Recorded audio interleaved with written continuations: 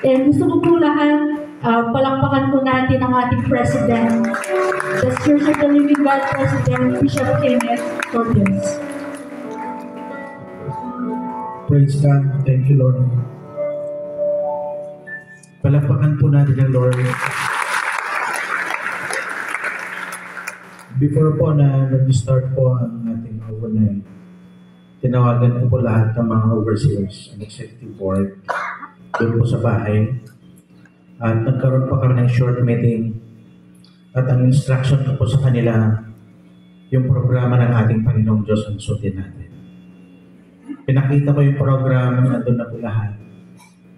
But still, ang sundin natin yung programa ng ating Panginoon.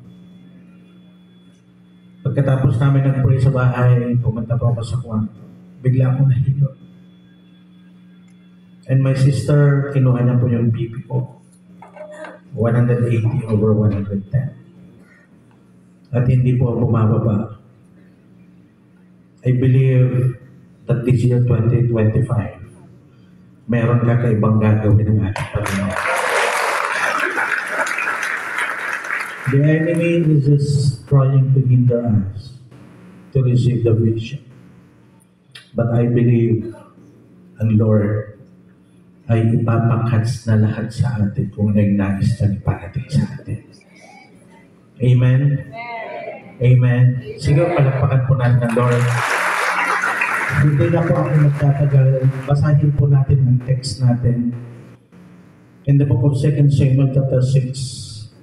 Yes, Lord. Verse 9, 11, and 12. Sabi po niya dito, David was afraid of the Lord that day. And he said, how can the ark of the Lord come to me? And in verse 10, so David would not move the ark of the Lord with him into the city of David, but David took it aside into the house of Obed-Edom the Gittite. And in verse 11, the ark of the Lord remained in the house of Obed-Edom the Gittite 3 months. And the Lord blessed Obed-Edom and all his household. And our key verse in verse 12, now it was told King David, saying, the Lord has blessed the house of Obed-Edom and all that belongs to him because of the ark of God. So David went and brought up the ark of God from the house of Obed-Edom to the city of David with gladness. Palakpakan nga po natin ang ating Panginoon. Hallelujah. Dito sa binasa po natin, my dear brothers and sisters in the Lord, makikita po natin dito yung Ark of the Covenant. Asan yung Ark of the Covenant po natin? Ayan, pakibuhat. Ito po, nakatago. Thank you, Lord. Thank you, Jesus. The Ark of the Covenant, my dear brothers and sisters in the Lord, it symbolizes the presence of the Lord. Ang Ark of the Covenant ay parang isang box lamang po siya. Ang nilalaman po ng Ark of the Covenant, andun po yung 10 Commandments. The Ark of the Covenant, andun po yung manna from heaven. The Ark of the Covenant, andun po yung tungkod. And the Ark of the Covenant, my dear brothers and sisters in the Lord, it symbolizes the presence of the Lord. Sinisimbolo po niya yung presensya ng ating Panginoon. You know what? The nation of Israel, the Israelite people, every time na sila po ay pumupunta po sa digmaan, nadala-dala po nila yung Ark of the Covenant, sila po ay nagtatagumpay. The nation of Israel, the Israelite people, every time they go to war, nadala-dala po nila yung Ark of the Covenant, natatalo po lahat ang kanilang mga kalaban. Nagtatagumpay po sila. But there was this one time that they overused the Ark of the Covenant. Ginawa po nilang anting-anting yung Ark of the Covenant. Ano po yung Ark of the Covenant? It symbolizes the presence of the Lord. Ginawa po nilang anting-anting, ginawa po nilang, they overuse the Ark of the Covenant. And you know what? Natalo po sila sa digmaan. The Israelite people, every time na sila po ay nakikidigma, every time they go to war, dala-dala po nila the Ark of the Covenant. But there was this one time that they overused the Ark of the Covenant, ginawa po lang anting-anting, natalo po sila sa labanan. Natakot po ang mga Israelitang ito. Ano po yung kanilang ginawa? Iniwan po nila yung Ark of the Covenant doon po sa land ng kanilang kaaway. They were frustrated. Lungkot na lungkot sila for the first time. Every time na dala-dala po nila yung Ark of the Covenant, nagtatagumpay po sila. But there was this one time, inang-angaw na kakabsat yan kahit inaramid na anting-anting. Natalo po sila sa labanan. They were frustrated. Ano po yung ginawa po nila? Iniwanan po nila yung Ark of the Covenant in the enemy's land. Pinanawan na the Ark of the Covenant in the enemy's land. Ang ginawa ng mga Philistines, inala na the Ark of the Covenant, kakabsat kagayan. Inkabil na the Ark of the Covenant, kadagijay ay titemplong at iti idols ina. The Philistines, they don't know that the Ark of the Covenant, it symbolizes the presence of the Lord. Handa mo nga dahil Ark of the Covenant, sinisimbolo po niya yung presensya ng ating Panginoon. And the Philistines, my dear brothers and sisters in the Lord, they brought the Ark of the Covenant to their temples. Ano tinagyan na dyan templo da? Idols. Ano tinagyan na dyan templo da? Andun po yung lahat ng klase ng Diyos-Diyosan po nila. Iniwan po nila yung Ark of the Covenant to their temples. Kinabukasan, pagbalik po nila, natumba amin, nakataob lahat yung mga idols po nila. Yung mga Diyos-Diyosan nila nagawa ng kahoy, yung Diyos-Diyosan nila nagawa ng bato, yung Diyos-Diyosan nila, mga kapatid, nagawa po ng iba't ibang klase, mga kapatid, nakataob po lahat. Yung mga idols na iyon. Nagtaka po ang mga Philistines. Ano tinarami na dahil yung Philistines? Ano tinarami na inyakal damanin? Impandamanin, iti sa baling lugar, sa baling manin. Nga templo nila ipananda ka sa. Impakit na design. And the following day na pandamanin, kasjay manin iti napasamak. Nakataob lahat yung mga idols po nila. Natumba amin na si idols na andun po yung Ark of the Covenant that it represents the presence of the Lord. So ano po yung ginawa po ng mga Philistines? Natakot po sila. Kagday the Ark of the Covenant, inanad manin, inwag na manin, impanda. DJ asidiktik Israel, dun po sa hills na yon, may bahay po si Abinadab. Si Abinadab, iniwan po yung Ark of the Covenant, doon po sa bahay po na Abinadab. And in chapter 6, in the book of 2 Samuel, verse 1, mababasa po natin doon sa chapter na yon, my dear brothers and sisters in the Lord, that was the time when David became the king of Israel. Kat ni David, nalatingitan, idinaamuan na nga dayjay Ark of the Covenant awan ni Israel. In chapter 6 verse 1, mababasa po natin na si David, mga kapatid, he gathered 30,000 armies to locate the Ark of the Covenant. At nung natagpuan po nila, doon po sa bahay na Abinadab, ano din naramid ni David? Ano din naramid na? Nagsalsala na. David danced before the Lord. There was this celebration. Nagkaroon po silang celebration. My dear brothers and sisters in the Lord, nagsalsala na. Why? Nakita nila, natagpuan po nila yung Ark of the Covenant, and that Ark of the Covenant, it symbolizes the presence of the Lord.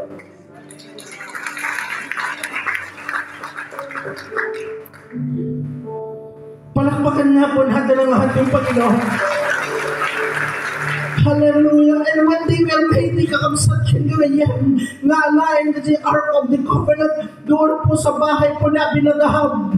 Andun po yung 30,000 armies in chapter 6 of 2 Samuel. Inialain na kakamsat yan. In kabilda iti kart, in kabilda iti karison. Hallelujah. Kaya iniguyuyunin na di jay nga Ark of the Covenant, kaputa karison nila yung kabilan na matumbamit din. Kaya hindi matumba, timaray ni Uza, apan na supawen, apan na sarapaen. At that moment, Uza died instantly. Why? They mishandled the Ark of the Covenant. That supposedly the Ark of the Covenant should be carried by Levites, should be carried by priests. But in the Ark of the Covenant, that it symbolizes the presence of the Lord. My dear brothers and sisters in the Lord, should be carried by priests. Ngayon natin narami na impaguyod na gawin. Impaguyod na iti may sa kanisot. Kaya iti matumba, timaray ni Uza. Uza died instantly.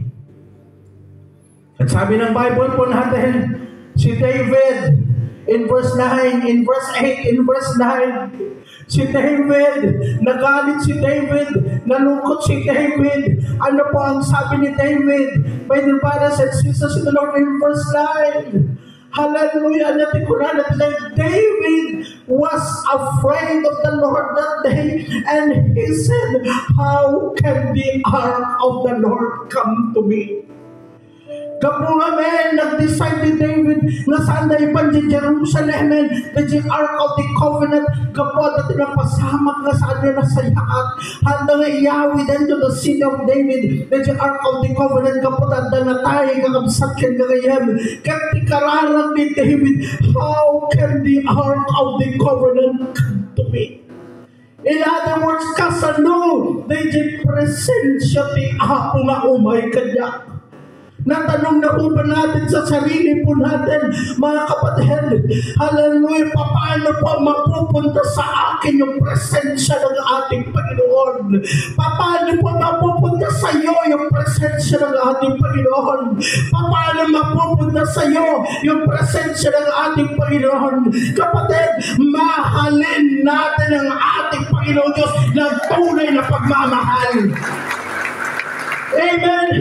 Mapupunta sa atin yung presensya ng ating Panginoon Diyos no andun po yung tunay na pagmamahal po natin sa ating Panginoon Diyos, na kapag sinabi natin mahal ka Panginoon, isuna lain dayaten tayo kato ayaten tayo isuna tayo pagayatan na isumiti pagayatan tayo tayo plano na isumiti plano tayo tayo kayat na isumiti kayat tayo gamsat kang gawin. Amen. Hanak kayat lag sigurilo kayo. Hanak kayat lag buhatin kayo. Hello. Hello. Hello. Hanak kayat lag ginebra kayo. Hanak kayat lag arak kayo. Di kayat na itajud pagkarampingan yun kaya Apo Diyos. Di pagkayatan di Apo. Amen. How can the presence of the Lord come to me? Nasa lunsod nyo ka din kakabsat. We must have to love the Lord. Hallelujah. I love to be in His presence. Amen. Dahil di kaya ni David, dahil di desire ni David kakamsat ka ngayon, ng kaputan na saan nga nasaya at nga napasamak, isuwa ko na ni David hampay nga tempo nga may Yahweh di Jerusalem, iti Ark of the Covenant, but dun muna sa bahay ni verse 10, instead sa Jerusalem. So David would not move the ark of the Lord with him in the city of David, but David took it aside into the house of Obed-Edom the Gittite. Amen? Instead, nga dayjay ark of the covenant, it symbolizes the presence of the Lord. Idiretso na di city of David, di Jerusalem. Ngem kapukab sa kinagayem, tadati na pasamak, hallelujah, ang dati na tahay, ni Uza, ketkunan ni David. My dear brothers and sisters, it's not your time na dadalhin po yung Ark of the Covenant, but instead, tinaging panandamanin na di Ark of the Covenant sa bahay po ni Obed-Edom.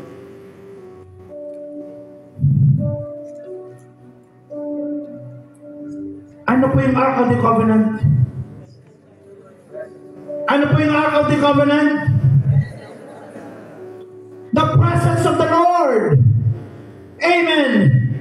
At nung dinala po, my dear brothers and sisters in the Lord, hallelujah, in verse 11, and nung dinala po, yung Ark of the Covenant, in other words, the presence of the Lord, naroon po yung presence of the Lord sa tahanan po ni Obed-Edom, ano tinapasama? Binandisyonan ni Apo. Amen. God blessed Obed-Edom. Why? Because of the presence of the Lord. Ni Obed-Edom, he is a worshiper. Ni Obed-Edom, mga ayat launay ka na Apo Diyos. Kakabsat ka ngayon. No si kakit worshiper ka. No si kay ayatan iti Apo. Kakabsat ka ngayon. Hallelujah. Nga kay ayat iti presensya iti Apo. Hallelujah. Bendisyonan na ka ni Apo. Amen. Amen. Next verse. Ano tikunan na diyan? Now it was told, King David saying, the Lord has blessed the house of Obed-Edom and all that belongs to him because of the ark of God. So David went up to the ark of God from the house of Obed-Edom to the city of David with gladness. Amen. Na bendisyonan ni Obed-Edom kakabsat kang galayan gapo iti presensya iti Apo. Sino ti mga ayat kini Apo Diyos?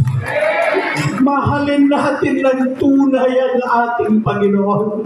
Sakbayan kay may dito'y na nagtakder. Marigatan ng nagtakder, marigatan ng nakakagis. Kaya Apo ay ayatin ka unay Apo. Matikayat na mapaay. Nagitiin may dito'y Apo. Aramatan ng kadi Apo. Amen tinagundgalit ni pusok Apo. Amen. He knows our hearts. Alam niya po, yung nilalaman ng puso ng bawat isa sa atin. Awan pulos may limen tayo. Kaya Apo Diyos, kakabsat ka ngayem. Inuulit ko, na kapag tunay na iniibig mo, minamahal mo ang ating Panginoong Diyos, mahalin mo siya ng todo. Amen. Amen. Iso nga ititim tayo. Iti dahitoy. Hallelujah. It is a very simple thing that God placed it to my heart. Hallelujah. Praise God. The relentless favor. Amen. Hallelujah. Hallelujah. Hallelujah. Hallelujah. Hallelujah. Hallelujah. Anya ti kahit nga sa winter relentless non-stop. Anong ibig sabihin po ng relentless? Walang humpay. Awan sarding nga favor iti Apo no sika ay tunay na nagmamahal sa ating Panginoon, nagmamahal sa presensya ng ating Panginoong Diyos. Inuulit ko, kapag ikaw ay tunay na umiibig sa ating Panginoong Diyos, makita ko makata tayo ngay ayatin tayo iti Apo. Amen. Amen. Hallelujah. Awan ti araken. Awan sigarilyon. Awan tunggitin. Amen. Awan maritesen. Hanga mapukawen, hanga kayo magtanag na si Pato ti Karuba yun. Hello.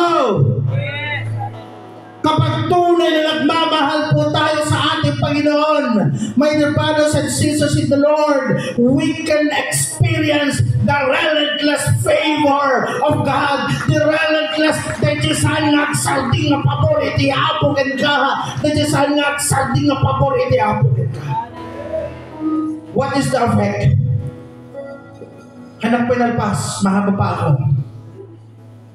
What is the effect when we truly love the Lord? Number one,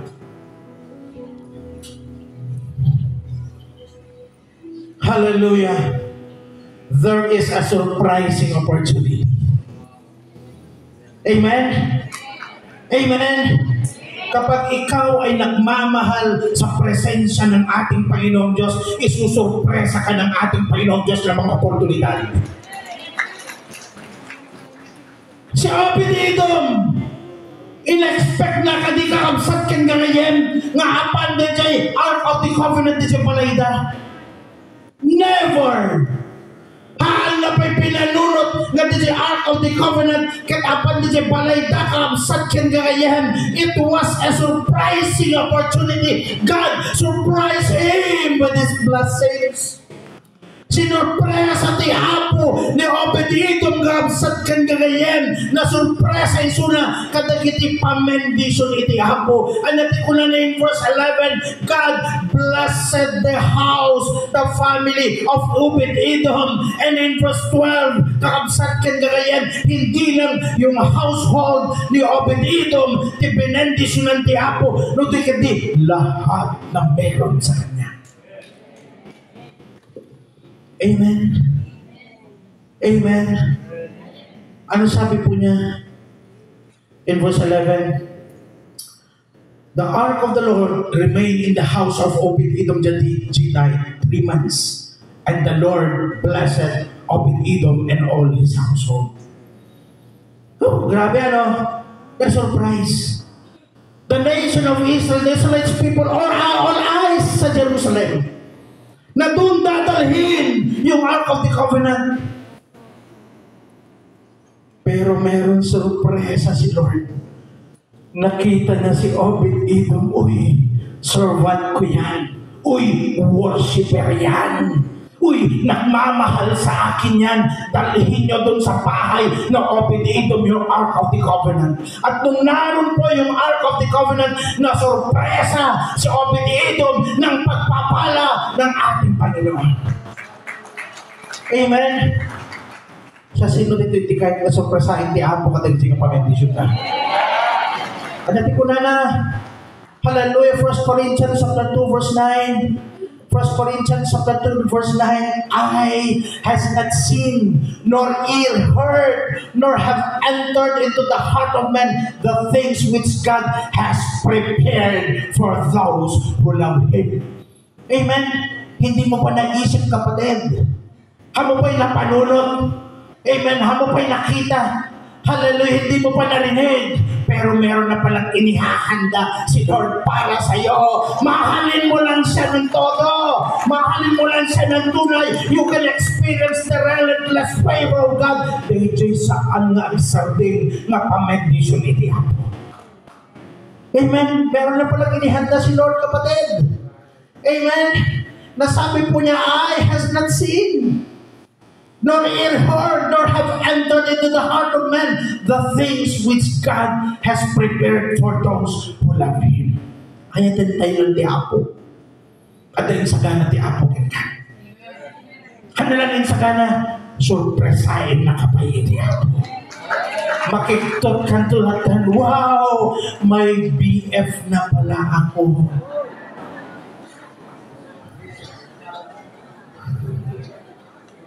Hello! Wow! Ganito na pala ako. Hallelujah! Grabe kapag Lord ang mag-surprise sa atin. Kapag tayo po susurpresahin ng ating Panginoon Diyos, biglang magbubukas yung mga opportunity, wow! Kapag binuksan ng Diyos, walang makapagsasara. At kung ano yung sinarado ng Diyos, walang makapagbukas. Yan po ang ating Panginoon.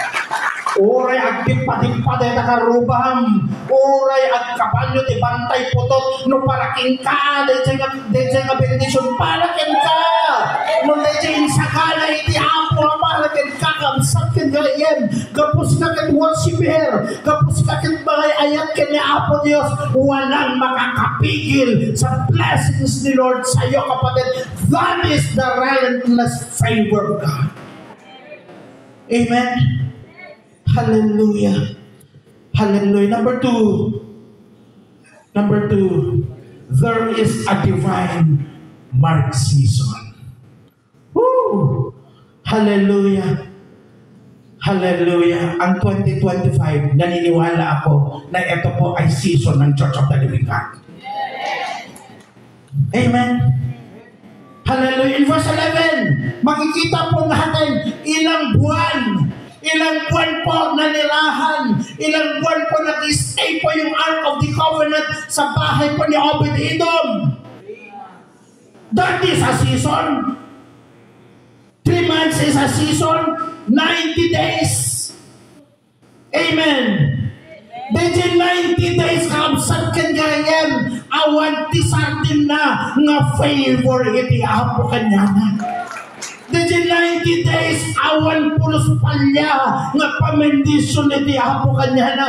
Dahil 3 months, kakabsat kan gayem ni makitutlatan, ako pa'y may tinawtawa, ako pa'y may pinanpanunod ni at daman dito nga bendisyon.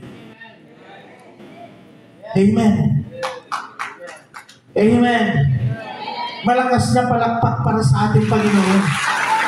Hallelujah. The ark of the Lord remained in the house of Obed-Edom the Gittite 3 months, and the Lord blessed Obed-Edom and all his household. 3 months is a season. Kakabsat ken ka ganyan, ibagaken ka, at dati season di apoken ka. Hindi ka nakakalimutan ng Lord. Hindi ka nakakalimutan ng ating Panginoon. May oras ang Lord para sa iyo. Amen. Hallelujah. Psalms 37 verse 23.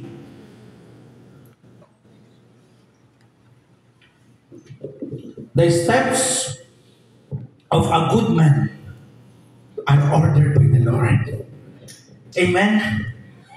Amen. Ayatentay lang iti Apo. Ayatentay lang iti Apo. Amen. Hallelujah. Next verse, ano sabi po niya? 31 verse 15. Hallelujah, may times. Katulad ng sabi ko, may oras ang Diyos sa'yo. Hanakal na lipatan ti Apo. Kasano pastor? Matimlagang ti kalendar yun. At dahil sa gana ti Apo ka. Kagagakapura. Amen. Ngayon ni Pastor Lita, napanpan mo tindi dyan. Amen. Palakpakan po natin ang Lord. Sabi po niya, may times are in your hand. Hallelujah. May sariling kalendaryo ang ating Panginoong Diyos, kapatid, para sa iyo. Hallelujah. May oras ang Diyos para sa iyo na ikaw ay pagpalain. That is your season. Hallelujah. 3 months. Ang nagsarting nga pamendisyon ti Apo kini Obed-Edom. 3 buwan, tuloy-tuloy, mga kapatid, 90 days.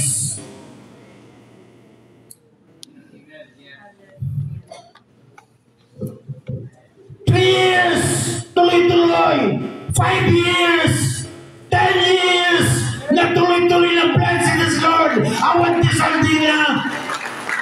That is the relentless favor of God para sa bawat sa atin. Saan nga agsarding nga pamendisyon ti Apo ka na tayo. Amen. Hallelujah. My times are in your hand. Yung oras po, nasa kamay ng Lord. Nasa Kanya po yung oras. Nasa Kanya po yung panahon. Nasa Kanya po yung season para sa iyo. Hindi ka nakakaligtaan ng Lord. Amen? Isuma ko na natin sa maghintay ka lamang. Amen? Palakpakan po natin ang Lord. Hallelujah. There is a divine mark season. Minarkahan na ng Lord ang season na yun para sa iyo. Amen? Yung calendar ni God, di ba? No, that birthday na markaan. Di ba? Birthday ni Kastuday ito. Amen? Amen? Kasi calendar iti Apo, absat kinagayan. Dahil ito nga season. Hallelujah. Ibuhos ko ti bendisyon kin dahil ito na anak ko. Amen! Kumusta nga'y? Kung nadantokin ka. Kastoy pastor, narigat lata itibiyag. Ngayon ito na agawit kan doon, manipod kinda ito eh. Wow, pastor, nakapinpintas niya tinitipla. Why? Season mo na yung binigay ni Lord sa'yo. Wala na yung lumang season mo. Bagong season na yung binigay ng Lord sa'yo, kapatid. Amen. Hallelujah, sa kamay ng Diyos. Wala po sa hula, wala po sa swerte, wala po sa bilong-bilong ng New Year, kapatid. Wala po sa guhit ng palad. Nasa kamay ng Diyos ang pagpapala. Amen. Sino tinagita sa iti bilong-bilong di sa kusina tayo di ko? New Year.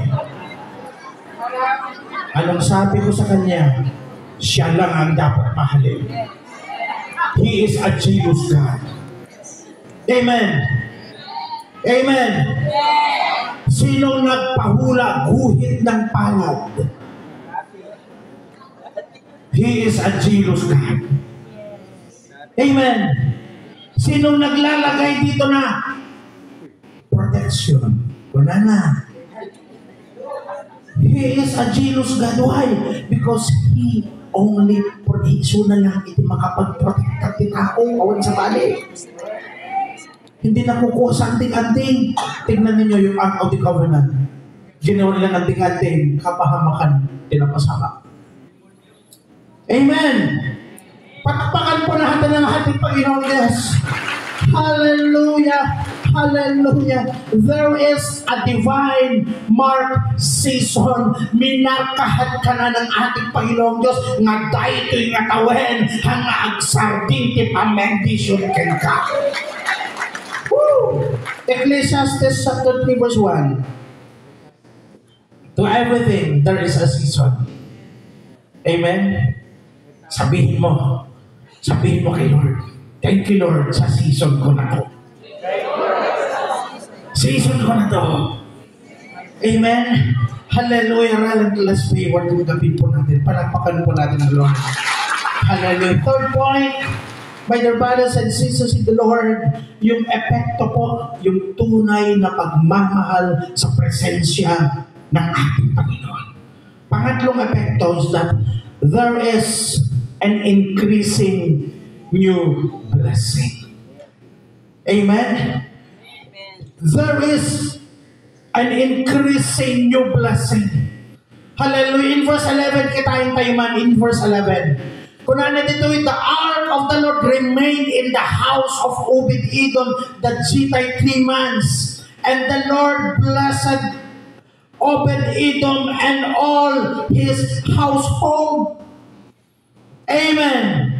Ano sabi po na dito? And the Lord blessed Obed-Edom and all his household. Ano po yung household? no adda ayuda. At balay-balay dagiti kagawad. Kagawad! Awan na agad ko! Dagiti tanod kada kote barangay. Di ba? Ilan kayo sa bahay ninyo? 10. Yung 10 na nasa bahay, mga kapatid, napadasang na amin dependisyon iti Apo. Yung 10 na nasa loob ng bahay ni Obed-Edom, napadasang na amin dependisyon iti Apo. Amen? Oray di siya katulong yun. Mabendisyonan. Ang tatay nyo, ang nanay nyo, ang inyong mga kapatid, dahil ikaw ay worshiper, dahil ikaw ay tunay na nagmamahal sa ating Panginoon, mairaman dahil bendisyon na. Amen? At hindi lang po bendisyon, it is increasing. Nag-i-increase the blessing. Sabi po niya in verse 12, dito po, yung house lamang po, household ni Obed-Edom, mga kapatid, it is an increasing blessing. The Lord has blessed the house of Obed-Edom and all that belongs to him. Hindi lang po yung household, nag-increase yung blessings, amin pa'y nagdakanyana. Amen? Amen? Yung dati, in verse 11, household. Household. And in verse 12, nag-increase. All that belongs to him. Amen? Ano ti ko sir? Nuang, kalding, baka, bendisyonan pa iti Apo. Kukon na gizay ka. Ano tagdakin ka? Taltalong mo. Bendisyonan ti Apo. All that belongs to him. Ano tagdakin ka? Bisikleta. Kapag binendisyonan ti Apo, motorin. Dito yung motor mo, kapag binendisyonan ti Apo, 4 wheels.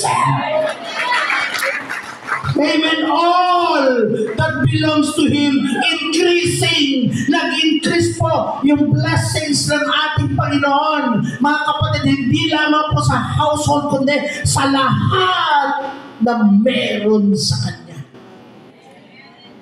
Hallelujah, hallelujah. Ano sabi po niya in 67 verse 7 in the book of Psalm? God shall bless us. Woo! Sino ti kahit na mabendisyonan nito? Hallelujah. Next verse. 1 verse 3. Hallelujah. And whatever he does shall prosper. Anyaman nga banag nga aramitin. God is going to prosper you. Anyaman ti kasasaan mo iti 2024 kakabsat kiniriyan and increase blessing for the year 2025. Mahalin mo lang ng tunay ang ating Panginoon. Mahalin mo lang yung presensya ng ating Panginoon. Hindi mo masasabi na mahal mo yung presensya o mahal mo ang ating Panginoon hanggang magiging gimong. Hello? No, at dati ka-date mo, hindi first na nag-date ka, pero may nakasapsapa ka niya. Siguro mga 6 o'clock, pinagkita yung DJ Jollibee ni Alicia. Alas 5 da ka dyayin. O alas 3 da ka dyayin. Apa ay, at dati I love you na eh. Diba? Kasi tayo kuma. Iti aldaw, iti domingo. Amen? Amen? Ang tunay na nagmamahal sa ating Panginoon Diyos, hindi pinaghihintay ang ating Panginoon. Kung tunay na minamahal mo, iniibig mo ang girlfriend mo, ang boyfriend mo, hindi mo hinahayaan nga agur-uri nga kalkalinduhusan di dyan nga tiinit sa palindot amot na nito nakita kayo. Hello! Palakpakan po natin ang ating Panginoon. Hallelujah! Hallelujah! And whatever He does shall prosper. In Proverbs chapter 10 verse 22, nagpintas detoy. Kunana, the blessing of the Lord makes one rich. Wow! Woo! Hallelujah! The benediction iti apo ba kapaknangan na tayo. Hello! Sino ti kahit ka bubaknang detoy? Ulitik. Sino ti mati na kahit ka bubaknang detoy? Kaya tayo amin ti bubaknang niya. Dahil takit benediction ti apo. Amen? Amen? Hindi niya lamang po tinutukoy ang spiritual blessings, material and financial blessings, kapsakyan gayem. Ano sabi po niya?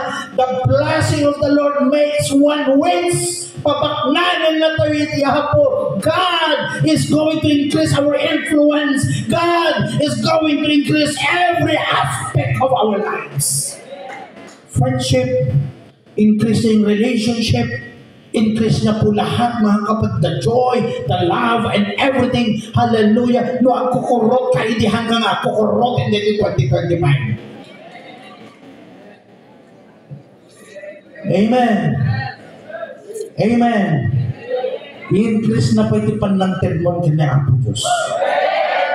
Kada nabasa ko di Facebook ko na anong sabi na doon? Yung tithes mas mataas na yung tithes ko. Ano yung Pastor JB? Mag-i-increase daw yung tithes na sa taong ito. Apay, the Obed-Edom of this generation. Tunay na nagmamahal sa Diyos. Tunay na nagmamahal sa presensya ng ating Panginoon. Amen? Amen? Last point is there is perseverance in worship. Katulad ng sinabi ko kanina, si Obed-Edom, a worshiper. Obed-Edom means a servant. A servant of the Lord.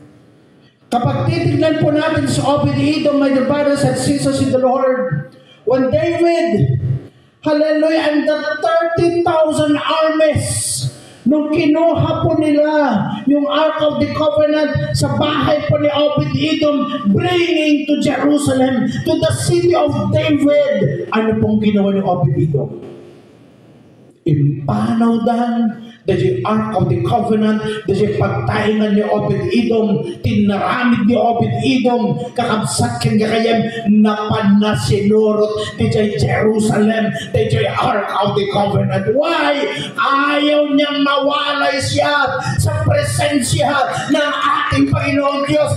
Napakasarap makasama at makanain ang presensya ng ating Panginoon Diyos. No, mapadasang kabsat kang kakayam, ibang kahamo panpanahon. Kas kung kunami dito yung Tugigaraw, nakapagpupunta ka sa Tugigaraw na hindi makatikim ng pansit, you lost 70% of your life. Sayang.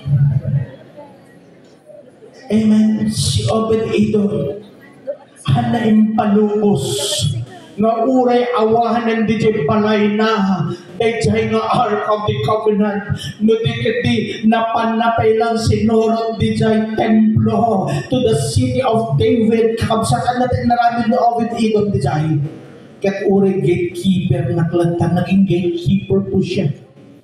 Why? Mahal na kaya pinayadayon kini sa presensya iti Apo. Hala kaya panahawan na si presensya iti Apo apay napadasan na gaminan iti Apo. Amen. Sino nang nakaranas sa ating Panginoon? Kapatid, mga anak, huwag natin iwanan ng ating Panginoon. Huwag natin iwanan ang presensya ng ating Panginoon. Si Obed-Edom, naiyatayukan niya nanda si Ark of the Covenant, but still, sinurot na pailahin ito yung Ark of the Covenant, the presence of the Lord. Amen. Huwag natin hayaan na mapalayo po tayo sa presensya ng ating Panginoon. Napadasan tayo, ti presensya iti abuhan tayo ipalubusin. Hallelujah nga maiyadayo tayo, iti presensya iti Apo. Amen. He became a musician because he was a worshiper. Saan nga imadayo ni Obed-Edom, iti presensya iti Apo. Hallelujah. God has blessed Obed-Edom. Hindi lang siya, ang kanyang pamilya, buong household, at hindi lang household, lahat ng pag-aari sa kanya, pag-aari na why, dahil siya nagmamahal sa presensya ng ating Panginoon. Amen. Amen. Hindi na po nire-represent yung art na yun. Hindi na po object yung nire-represent ng presence ng Lord. Because His presence ay nasa puso po na natin kapag tunay na nagmamahal tayo sa ating Panginoon. Amen. It is not already an object. Kundi, kapag tunay na nagmamahal tayo sa Diyos, nasa puso po natin. Hallelujah. Ang presensya ng ating Panginoon. Amen. Relentless favor. Why? Because of the ark of God. Benendisyonan ti Apo ni Obed-Edom. Apay gapo iti presensya iti Apo. At yaten tayo, dumdumwen tayo iti presensya iti Apo. Huwag natin hayaan na tayo pumawalay sa presensya ng ating Panginoon. Amen? Amen? Nakagwapo kami pastor, ulahan na born again nagpunta si kalit na kami. Na, agdapay motor na kami. Hello, huwag natin hayaan na mapalayo po tayo sa ating Panginoon. Amen? Sa lahat ng sitwasyon sa buhay po natin, andyan man yung mga bagay na hindi po natin naiintindihan. Hantayo umadayo iti Apo. Andyan man yung mga pangyayari sa buhay po natin, huwag natin hayaan na tayo po ay mapalayo sa ating Panginoon. Huwag natin hayaan na tayo po ay mapalayo sa presensya ng ating Panginoon. Natikan-kantahin tayo, I love to be in your presence. Amen? Na naroon yung puso po natin tunay na nagmamahal sa ating Panginoon. Na kapag ikaw ay tunay na nagmamahal sa Diyos, dayjay madikayat ti Apo madimmenteng. Dayjay kayat ti Apo kayat mo menteng. Dayjay plano ti Apo plano menteng. Apay ay ayateng gamin unay iti Apo. Amen? Amen? Hallelujah. Ano po yung epekto, mga kapatid? Number one, there is a surprising opportunity. And number two, there is a divine mark season. Season ko to. Season ko to. Angkinin natin yung season na to. Amen? And number three, there is an increasing new blessing. Nag-i-increase yung blessing. Si Obed-Edom sa household lang nung una. And in verse 12, buong meron sa kanya. Nag-increase yung blessing. And number four is perseverance in worship. Haan na imadayo ni Obed-Edom despite iti sitwasyon, nagtuloy lata na halalo na nagpuri sa ating Panginoon. Amen? Amen? Who wants to experience the relentless favor of God? Be an Obed-Edom of this generation. An Obed-Edom of this generation is a person who loves the presence of the Lord. An Obed-Edom of this generation, my dear brothers and sisters in the Lord, is a person who loves the Lord. An Obed-Edom of this generation, my dear brothers and sisters, is a person who truly loves God no matter what. Hallelujah. Andun yung tunay na pagmamahal sa ating Panginoon. May call the worship team, please.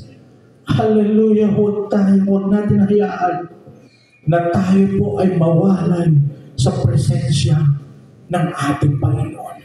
And I believe that this year 2025, My dear brothers and sisters, yung team natin E1B1 sa 2024, it is a continuation of this year 2025. That once, hallelujah, na tayo po, hallelujah, ay naging blessing sa iba, mas lalong pagpapalangin pa po tayo ng Lord. At sa ngayon 2025, hindi lamang po, it's 1+1. Hindi na lamang po simbalay yung ginagamit po natin estrategiya. Hindi na lamang pong simbahay, hindi na lamang pong simbalay, hindi na lamang pong church in the home. Bagkus, ito na po, simbarangay for the glory of God. And I believe that if we truly love the Lord, ang mga kabataan ng isang barangay na tunay na nagmamahal sa ating Panginoong Diyos, ang mga kabataan sa buong barangay ay mahihiyakat natin para sa ating Panginoon. Madadala natin sila sa ating Panginoong Diyos kapag ikaw ay tunay na nagmamahal sa Diyos. Kapag tayo po ay tunay na nagmamahal sa ating Panginoong Diyos, makita nila kung sino po tayo sa harapan ng Diyos. Kanya nga po the challenge today, patuloy po natin ibigin, patuloy po natin mahalin ang ating Panginoon para maranasan po natin the relentless favor kay Jay sa anpulos ng sarding na pag-ibigin iti ako. Amen. Amen. Hallelujah po ng tatay. Kadagiti members, executive board, can district overseers. Let's just obey the program of the Lord. And we thank God. This is the program of the Lord. Yung pakita kanya dito programa, haan na nasulot. Hallelujah. Kung ngamin may taning, gusto niyang hadlangan. Hallelujah, yung pagpapala ng Lord para sa Church of the Living God this 2025. But tonight, hallelujah, tagumpay po tayo. Tagumpay po tayo. I believe you were able to catch, hallelujah, our thing. Amen. Amen. Even in winning precious souls unto the Lord, hanggang certain this is favor ni God katatay. Mas daaw tayo ito nga dajekunada nga Romano dekandado ni apay buwan supermected iti apo. Why? Because of the favor of God. Mahalin lang natin na tunay ang ating Panginoon Diyos. Gagayahin din tayo ng barangay natin. Amen. Tumay nga po tayo lahat. And let's just worship Him. Let's just worship Him.